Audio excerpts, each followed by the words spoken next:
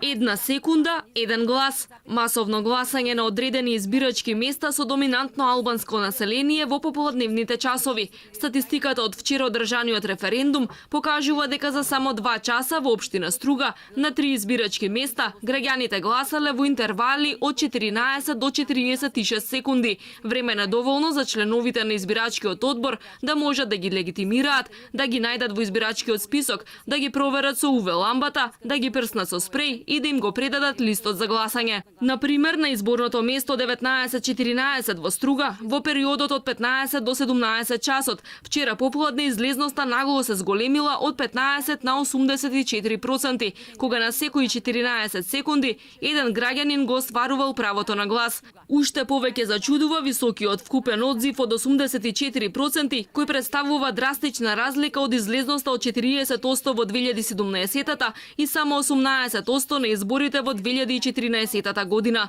Слична е состојбата на избирачко место во Липково, каде што гласале 117 гласачи во последните 2 часа, или во просек по 1 гласач во минута. Токму ова придонело за излезноста да скокне од 49% во 17 часот на 69% на крајот на референдумскиот ден.